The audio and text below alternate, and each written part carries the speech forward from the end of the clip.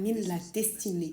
Ceci est un message pour tout le monde. Les décisions déterminent la destinée. L'indécision est une décision en soi. Les décisions déterminent la destinée. Le point final du parcours d'un homme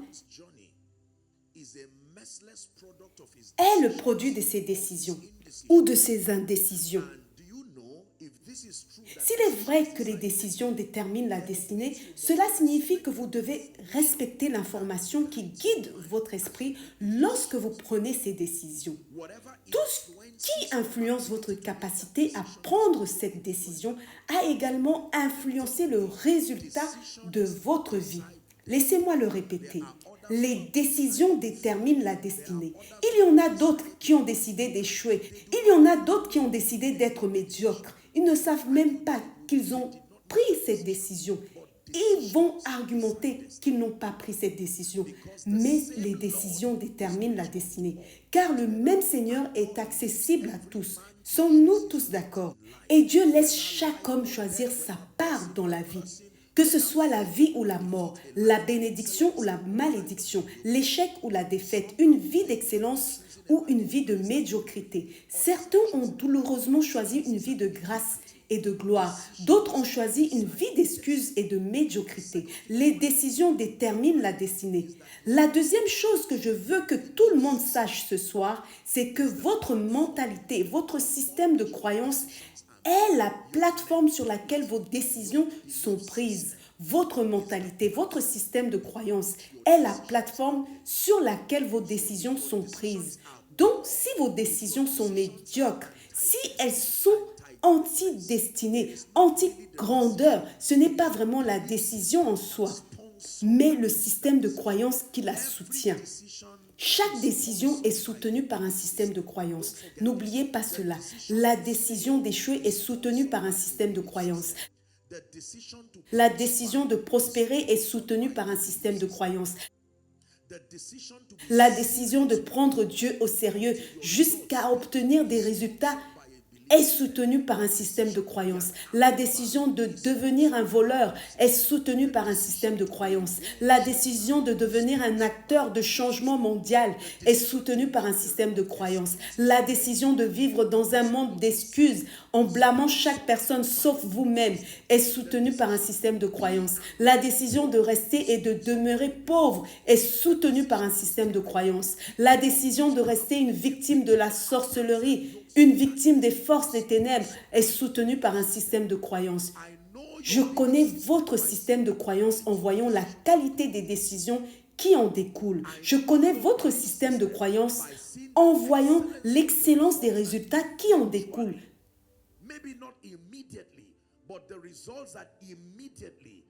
Peut-être pas immédiatement, mais les résultats, une fois donné suffisamment de temps, reflètent la qualité de votre système de croyance.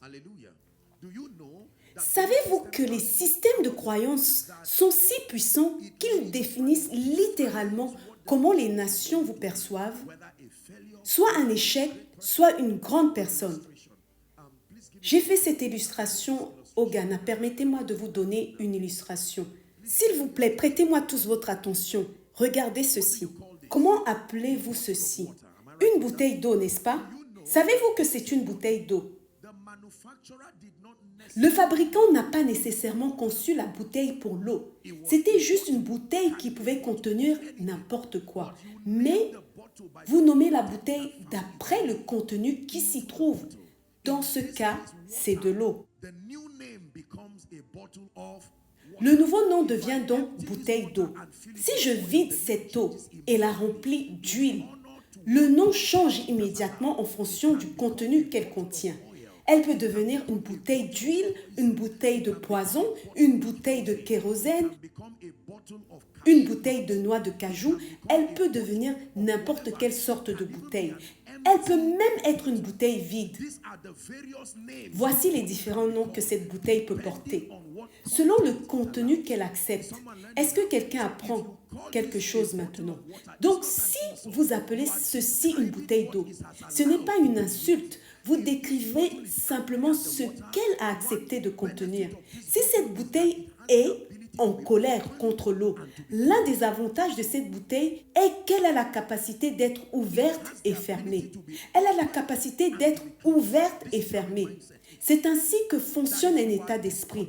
Si vous êtes mécontent des choses qui représentent votre état d'esprit, je vous donne cette illustration. Il y a beaucoup de noms que vous pouvez porter du point de vue d'un système de croyance. Vous pouvez être Joshua Selman l'échec, Joshua Selman le médiocre, Joshua Selman le leader, Joshua Selman l'échec, Joshua Selman loin de Dieu, Joshua Selman le béni, Joshua Selman celui qui progresse. C'est toujours Joshua Selman. Mais à tout moment de ma vie, la description de ma destinée sera en fonction de mon système de croyance. Est-ce que quelqu'un apprend quelque chose maintenant? Beaucoup d'entre nous, à cause de nos origines, n'ont pas participé activement ou honnêtement à la composition initiale de leur état d'esprit. Beaucoup d'entre nous ont été conditionnés par l'environnement. Vous avez grandi en voyant des choses et vous avez appris à les percevoir ainsi. Mais dans la destinée de chacun, ceci est un message pour tous. Dieu vous donne la chance au cours de votre vie de choisir si vous laissez ce contenu tel que vous l'avez trouvé ou si vous prenez l'avantage de la grâce de Dieu pour commencer à le changer. Il est donc possible que vous veniez d'une famille marquée par la sorcellerie et la défaite, avec tout le respect dû, peut-être d'une famille polygame, où tout ce que vous avez vu, c'était la haine et autres. Vous pouvez arriver à un point dans votre vie où vous décidez qu'à partir d'aujourd'hui, vous videz ce contenu. Ce sera un voyage que vous n'avez jamais entrepris autrefois, une dimension nouvelle, mais vous dites, sachant que j'ai le pouvoir de redéfinir ma destinée, et vous pouvez vider l'état d'esprit d'échec, de haine, un état d'esprit de blâme, de pauvreté et de médiocrité. Un état d'esprit qui n'a aucun respect pour la croissance. Vous pouvez vider cet état d'esprit et recevoir avec humilité un autre type de système de croyance. Ce que je ne vous ai pas dit, c'est que personne n'a la capacité de choisir les conséquences. Vous ne pouvez pas choisir les conséquences. Elles sont automatiquement liées aux décisions. Vous avez la liberté de prendre des décisions, mais avec chaque décision viendra une conséquence. L'échec est une conséquence. La pauvreté est une conséquence. Une vie réussie est une conséquence. La victoire est une conséquence. Un prédicateur est une conséquence. Un voleur est une conséquence. Je vous ai enseigné ici. Et si vous vous souvenez que si vous mettez une personne à ma gauche et une autre à ma droite, et que vous appelez celle à ma gauche un prédicateur et celle à ma droite un voleur, si les deux deviennent simplement des corps sans vie ici, vous n'appelez pas le corps sans vie un prédicateur ou vous n'appelez pas le corps sans vie un voleur. Alors, qui était le prédicateur? Le prédicateur était le système de croyance. Le voleur était aussi un système de croyance. Car à présent, les corps ont supposément la même valeur. Quelle est la différence entre une personne élevée et une personne qui est au bas de la société avec tout le respect dû? Ce n'est pas nécessairement leur taille. Ils peuvent même être frères de sang. La différence est qu'ils ont reçu le don de Dieu d'ouvrir ou de fermer leur état d'esprit à volonté. Certains l'ont ouvert à des bêtises. Ils l'ont ouvert à des fables rusées. Ils se sont laissés remplir de choses qui ne sont pas excellentes. Philippiens 4, à partir du verset 8, il est écrit « Au reste, frères, que tout ce qui est vrai, tout ce qui est honorable, tout ce qui est juste, tout ce qui est pur, tout ce qui est aimable, tout ce qui mérite l'approbation, ce qui est vertueux et digne de louange, soit l'objet de vos pensées. » Vous avez la possibilité de cultiver vos pensées, d'investir dans ce projet de transformation. Les étudiants qui vont recevoir leur diplôme aujourd'hui ont décidé par un acte de leur volonté de marcher avec le Saint-Esprit et de permettre ce processus de transformation. Votre vie aujourd'hui, cette version de vous-même est un témoignage d'endurance. C'est votre manière de dire à votre destinée que vous ne pouvez pas rester tel que vous êtes venu. Je viens d'une famille de sorcellerie, d'une famille d'échecs, mais je sais que la seule chose que Dieu a donnée à chaque homme, que seule la mort peut lui enlever, c'est le pouvoir de décider. Le fils prodigue a tout perdu sauf le pouvoir de décider. Et il a utilisé cette capacité pour se relever. Il a dit, je me lèverai. La Bible ne dit pas que le Saint-Esprit lui a parlé, mais qu'il a pris cette décision par un acte de volonté. Vous pouvez perdre n'importe quoi dans cette vie, mais si vous avez encore le pouvoir de décider, vous pouvez choisir de recommencer, de vous relever, d'être à nouveau un. C'est sur la base de la volonté que nous pouvons dire « Ne te réjouis pas à mon sujet, mon ennemi.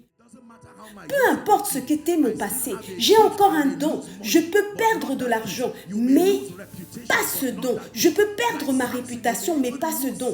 Comme Samson. Vous pouvez même perdre certaines dimensions de votre grâce, mais pas ce don. Ce don peut aider n'importe qui à rebondir. À présent, écoutez. Il y a beaucoup de gens qui ne savent pas que la même énergie qu'il faut pour se plaindre, trouver des excuses et blâmer les gens est la même énergie qu'il faut pour décider d'avancer. L'énergie requise pour se plaindre et râler, pour donner des excuses, est la même énergie qu'il faut pour prendre des décisions. D'un côté, quelqu'un utilise l'énergie restante pour dire « Je vais décider de connaître Dieu. Je vais décider de vivre une vie victorieuse. Je viens d'une famille pauvre, mais une famille pauvre ne sortira pas de moi. Je viens d'une famille de sorcellerie, mais la gloire sortira de moi. Mes enfants seront appelés bénis. J'ai souffert en servant des idoles. Je connais les malédictions qui sont venues sur ma vie, mais j'ai décidé que mes enfants seront des rois servant le Seigneur. Au moment où vous prenez cette décision, laissez-moi vous dire, le diable vous mentira en vous laissant croire que vous ne faites que dire des paroles en l'air. Mais la Bible dit que les rachetés de l'Éternel disent ainsi, que les bénis de l'Éternel disent ainsi, que les oints de l'Éternel disent ainsi. Vous commencez à réformer votre mentalité en vous disant « Bien que mes débuts soient petits, ma fin sera grande. » Je viens d'une famille avec des difficultés, une famille où il fallait marcher jusqu'au puits. Et alors, c'était mon passé. La bonne chose à propos d'hier, c'est qu'il n'est jamais permis d'entrer dans votre aujourd'hui, sauf si vous laissez l'état d'esprit qui a emmené le passé vous suivre dans votre aujourd'hui. Si vous choisissez d'être un prédicateur, vous pouvez être un prédicateur. Le prédicateur, c'est l'état d'esprit. Si vous choisissez d'être un échec, ce n'est pas votre corps, ce n'est pas le son de votre voix, c'est le contenu de votre système de croyance. Qu'est-ce qui transforme un homme d'un échec à un succès? C'est le voyage de la transformation, cette transformation mentale par l'esprit. La Bible dit que le Dieu de ce monde a aveuglé leur esprit. C'est ce que fait Satan. Il aveugle votre esprit pour que vous abandonniez et que vous pensiez que vous ne pouvez rien accomplir. Nous vivons dans une culture qui approuve ces mauvais systèmes de croyance. Regardez-moi. Savez-vous ce qu'est une forteresse? Une forteresse est une présence démoniaque qui bâtit des fortifications autour de mentalités erronées pour maintenir la victime perpétuellement piégée dans ce mensonge. Lorsque le diable vient, vous savez que tout mal dépend d'une certaine mentalité à laquelle il doit se connecter pour se manifester. Toute prophétie dépend d'une certaine mentalité. Dieu peut vous dire quelque chose, mais si votre état d'esprit n'est pas prêt, cela peut sembler vain. La biologie nous enseigne qu'il doit y avoir une union, n'est-ce pas? Quelque chose qui vient de l'homme, la semence. Il y a quelque chose qui vient de la femme et cela produit la vie. C'est pareil dans l'esprit. Lorsque la parole arrive, il doit y avoir un état d'esprit comme un utérus qui doit la recevoir. Et dans le physique, nous avons quelque chose appelé la stérilité, l'incapacité de l'utérus à recevoir et à retenir la semence jusqu'à la naissance d'un enfant. Cela est également vrai dans le domaine spirituel. Il y a un système de mentalité qui peut rendre la parole de Dieu sans effet, peu importe sa puissance, peu importe ce que Dieu dit. Il existe un système de croyance qui doit s'associer à la prophétie. Lorsque que Dieu a dit à Abraham, « Je ferai de toi le père de nombreuses nations ». J'espère que vous savez que pendant longtemps, Abraham n'avait pas l'état d'esprit qui se connecte à cette prophétie. Dieu revenait sans cesse pour lui dire, « Abraham, je suis encore là. » Un jour, Dieu a dit, « Je dois aider cet homme, car il ne comprend pas l'étendue de la bénédiction. » Il a dit, « Abraham, sors de ta tente, je dois marcher avec ton esprit. Compte les étoiles, Abraham. » Abraham a compté et a abandonné. Et il a compté et a abandonné. Dieu a dit, « Ainsi sera ta descendance. » Finalement, Abraham a cru en Dieu. La Bible dit que cela lui a été compté comme justice. Il a alors pu recevoir ce que Dieu avait dit. Beaucoup d'entre vous ont de grandes choses qui ont été dites à votre sujet. Mais toute parole prophétique a besoin d'un état d'esprit spécifique pour se réaliser. Les malédictions nécessitent un certain type d'état d'esprit pour fonctionner. Et les malédictions générationnelles sont renforcées par les mentalités générationnelles. Il existe un état d'esprit qui accompagne chaque malédiction. Le jour où cet état d'esprit refuse de collaborer avec la malédiction, celle-ci meurt. Elle meurt. Ainsi, lorsque les esprits veulent perpétuer certains schémas, ils deviennent les gardiens des mentalités et non des résultats. Les démons ne s'intéressent pas aux résultats, ils s'intéressent aux mentalités. Peu importe le travail que vous obtenez, si vous continuez de penser d'une certaine manière, vous resterez pauvre. Peu importe le pays où vous allez. Si vous continuez à conduire le ministère avec cette mentalité, vous échouerez. Peu importe comment vous vivez votre vie, vous serez vaincu, même si Satan n'existait pas.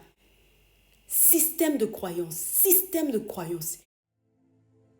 Il y a des choses que Dieu peut vous dire là où vous êtes. Et vous pouvez dire, Seigneur, j'ai entendu ta parole. Mon devoir est de marcher avec l'esprit de grâce pour développer l'état d'esprit qui correspond à cette prophétie. Mes chers, écoutez-moi. Ce parcours qu'on appelle l'école du ministère est une tentative de programmer votre état d'esprit afin que les promesses déjà déclarées sur vous par la rédemption puissent maintenant s'exprimer dans votre vie. Sommes-nous ensemble? Il est de la responsabilité de chacun de parcourir la parole de Dieu, de marcher avec le Saint-Esprit et d'atteindre un point où vous commencez à déconstruire les mauvaises mentalités. La Bible déclare « Les armes avec lesquelles nous combattons ne sont pas charnelles, mais puissantes par la vertu de Dieu, pour renverser les forteresses, abattre les raisonnements et toute hauteur qui s'élève contre la connaissance de Christ. Et nous ramenons toute pensée captive à l'obéissance de Christ. »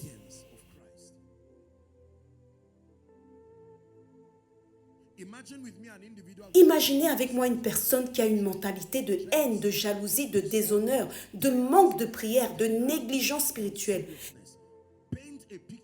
Dépeignez une telle personne. Permettez-moi de vous dire la vérité. Les mentalités ont des capacités prophétiques. Elles ne prédisent pas votre avenir. Elles le montrent avec précision. Les mentalités ont des capacités prophétiques. Montrez-moi votre mentalité avec intelligence et la précision d'un artiste. Je dessinerai votre avenir. Je n'ai pas besoin d'être un prophète. Je n'ai pas besoin d'avoir le don de la parole de connaissance. Donnez-moi juste accès à votre espace mental. Donnez-moi un stylo et du papier et je commencerai à dessiner votre mentalité. Et si cette mentalité reste la même, avec une précision numérique incroyable, cette destinée sera réalisée. Montrez-moi un homme né dans la douleur, l'échec et la misère, puis qui a payé le prix avec Dieu, s'est soumis à un mentorat structuré pour commencer à recalibrer sa pensée. Je vous montre un homme pour qui le passé ne sera jamais son avenir. Mais montrez-moi un homme qui continue de donner des excuses, enveloppé dans l'orgueil, croyant que ça ira mieux un jour. Je vous montre un homme qui a entrepris un voyage de recyclage de la douleur, recyclant la douleur, transférant cette douleur à ses enfants et aux enfants de ses enfants. La prospérité nécessite un état d'esprit pour se manifester. L'onction nécessite un état d'esprit pour se manifester.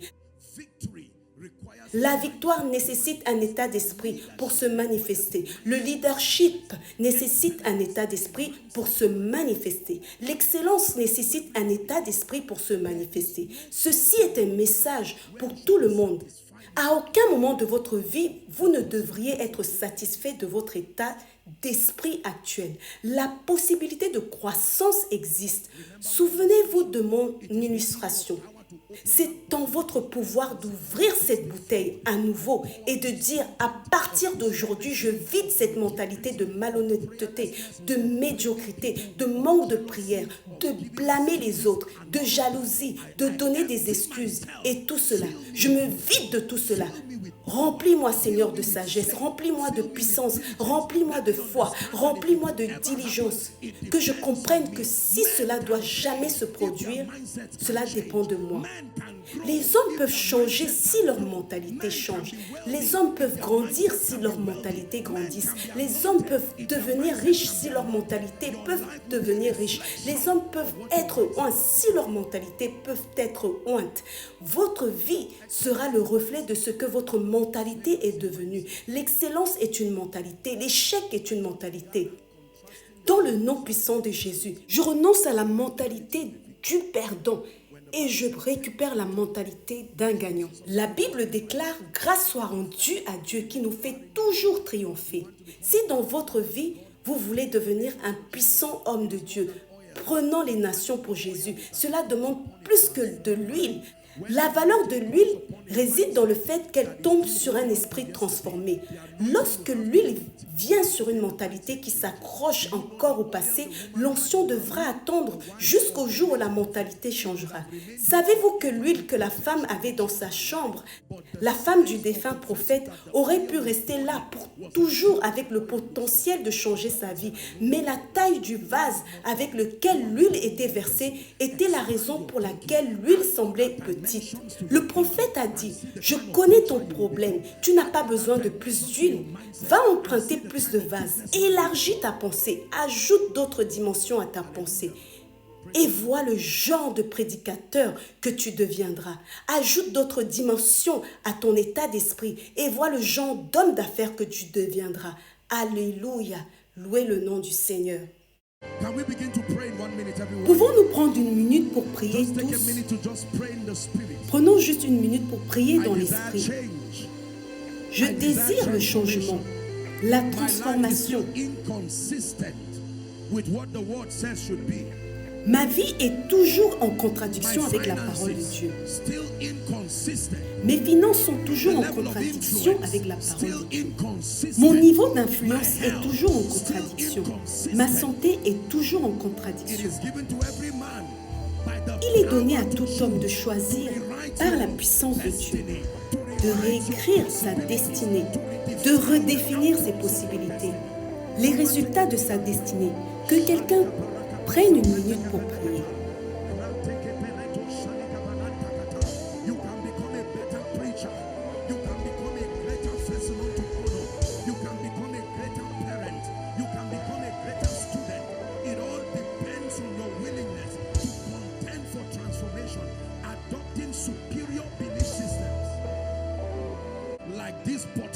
Comme cette bouteille, je ne serai plus appelé un instrument d'échec. Je ne serai plus appelé un instrument de déshonneur. Je suis prête à collaborer avec la prophétie et commencer à réécrire les possibilités dans ma vie.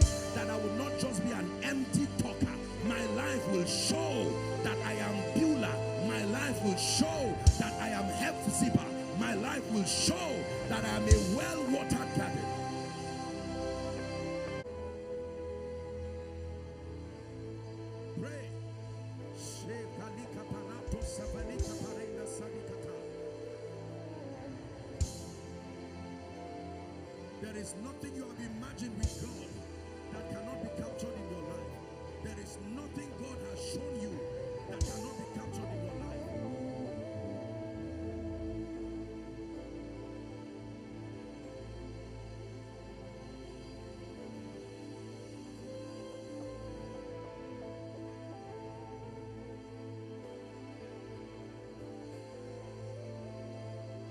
Are you praying?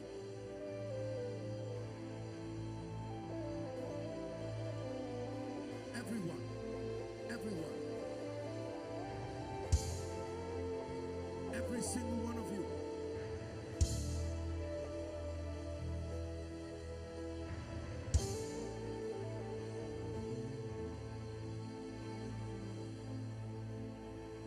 Oh, rest on me. Oh, rest on me. Oh, rest on me. Spirit of wisdom, rest on me. Rest on me. Oh, rest on me.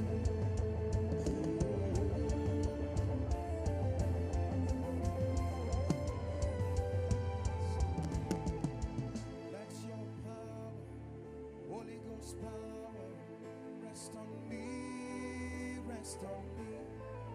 Let your power, Holy Ghost power, rest on me, rest on me.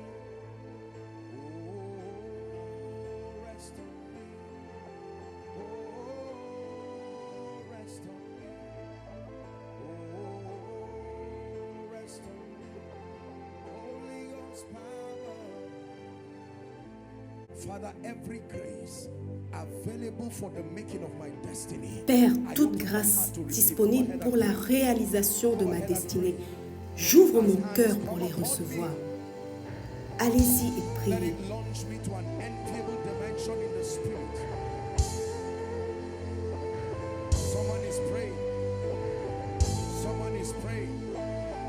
Someone is praying.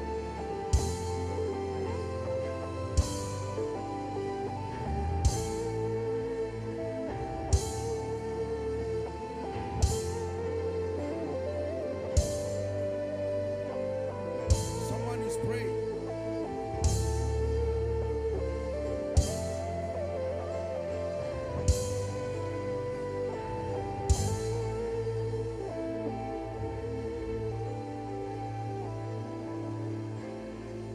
Take a minute to pray.